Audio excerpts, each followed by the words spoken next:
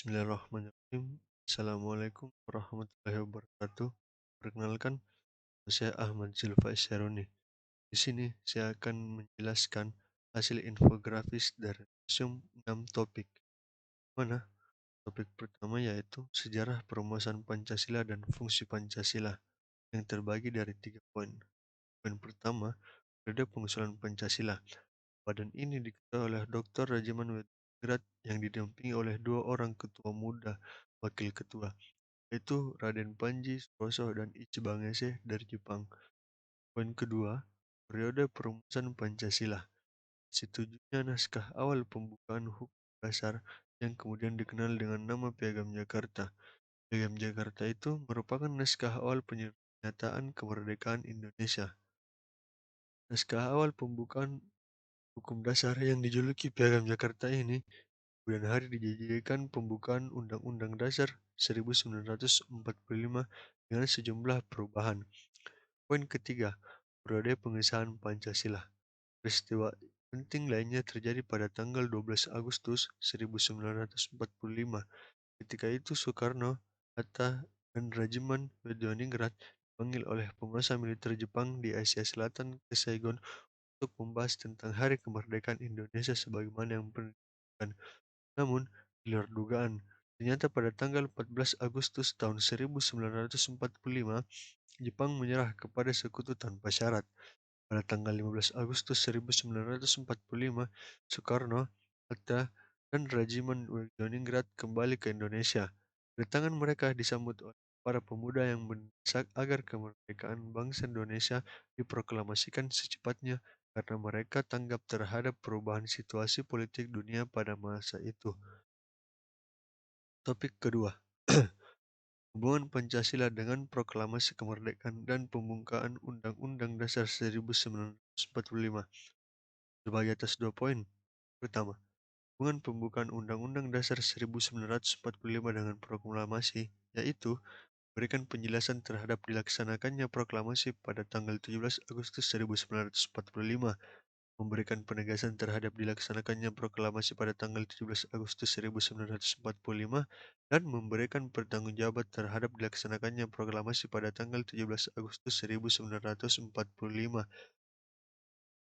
Pembukaan hakikatnya merupakan pernyataan kemerdekaan Indonesia yang lebih rinci dari adanya cita-cita luhur yang menjadi semangat pendorong ditegakkannya kemerdekaan. Poin kedua, hubungan Pancasila dengan pembukaan Undang-Undang Dasar 1945. Undang-Undang Dasar tidak merupakan peraturan hukum yang di atasnya. Masih ada dasar-dasar pokok bagi Undang-Undang Dasar yang dinamakan pokok kaidah negara yang fundamental. Pembukaan Undang-Undang Dasar 1945 memenuhi syarat unsur mutlak sebagai status fundamental norm. Pancasila merupakan asas kerohanian dari pembukaan Undang-Undang Dasar 1945 sebagai status fundamental norm. Secara cara ilmiah akademis, pembukaan Undang-Undang Dasar 1945 punya hakikat kedudukan yang tetap, kuat, dan tak berubah bagi negara. Poin ketiga, Topik ketiga, dinamika dan tantangan Pancasila dalam kehidupan berbangsa dan bernegara terbagi atas 2 poin. Poin pertama, dinamika Pancasila, yaitu gerak masyarakat secara terus-menerus yang menimbulkan perubahan dalam tata hidup masyarakat yang berbangsa dan bernegara. Jika dilihat dari tinjauan historis Pancasila, upaya pembudayaan atau pewarisan nilai-nilai Pancasila dilakukan sejak awal kemerdekaan sampai sekarang. Namun pada saat ini, nilai-nilai Pancasila seringkali mengalami penyimpangan. Dinamika dalam mengaktualisasikan nilai Pancasila ke dalam kehidupan bermasyarakat, bangsa, dan bernegara adalah suatu keniscayaan. Agar Pancasila tetap selalu relevan dalam fungsinya, berikan pedoman bagi pengambilan kebijaksanaan dan pemecahan masalah dalam kehidupan berbangsa dan bernegara. Substansi dari adanya dinamika dalam aktualisasi nilai Pancasila dalam kehidupan praktis adalah selalu terjadinya perubahan dan pembaruan dalam mentransformasikan nilai Pancasila ke dalam norma dan praktik hidup dengan menjaga konsistensi, relevansi, dan kontekstualisasinya. Poin kedua, tantangan Pancasila. Kemajuan teknologi yang tidak dapat dikendalikan dan dikontrol akan menghasilkan masalah yang dapat mengancam atau merusak negara itu sendiri. Salah satu tantangan terhadap Pancasila dalam kehidupan berbangsa dan bernegara yaitu meletakkan nilai-nilai Pancasila tidak dalam objek yang sebenarnya, sehingga nilai Pancasila seringkali mengalami penyimpangan dari kehidupan berbangsa dan bernegara di Indonesia. Saat ini, pemahaman Pancasila di masyarakat mengalami penurunan intensitas pembelajaran Pancasila dan kurangnya efektivitas dan daya tarik pembelajaran Pancasila dan derasnya arus globalisasi sehingga mengarah kepada kuatnya gejala polarisasi dan fragmentasi sosial yang berbasis SARA. Agar Pancasila menjadi dorongan pokok sebagai petunjuk jalan bagi generasi penerus bangsa, maka dari itu perlunya didikan kepada para mahasiswa melalui mata kuliah pendidikan Pancasila, sebagaimana tercantum pada pasal 35 Pasal 2 Undang-Undang Negara Republik Nomor 12 Tahun 2012 tentang Pendidikan Tinggi yang menetapkan ketentuan bahwa mata kuliah pendidikan Pancasila wajib dimuat dalam kurikulum perguruan tinggi. Topik keempat, Pancasila sebagai pandangan hidup dan dasar negara. Pancasila sebagai pandangan hidup bangsa, artinya nilai-nilai ketuhanan, kemanusiaan, persatuan, kerakyatan, keadilan, diyakini kebenarannya, kebaikannya, keindahannya, dan kegunaannya oleh bangsa Indonesia yang dijadikan sebagai pedoman kehidupan bermasyarakat, berbangsa, dan bernegara. Pancasila sebagai pandangan hidup berarti nilai-nilai Pancasila melekat dalam kehidupan masyarakat dan dijadikan norma dalam bersikap dan bertindak. Pancasila memberikan arah tentang hukum harus menciptakan keadaan negara yang lebih baik dengan berlandaskan pada nilai-nilai ketuhanan, kemanusiaan, persatuan, kerakyatan, dan keadilan.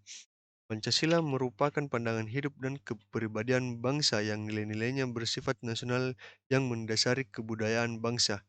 Maka nilai-nilai tersebut merupakan perwujudan dari aspirasi atau cita-cita hidup bangsa. Topik kelima, Pancasila menjadi dasar negara Republik Indonesia terbagi atas 2 poin. Poin pertama, alasan Pancasila sebagai dasar negara.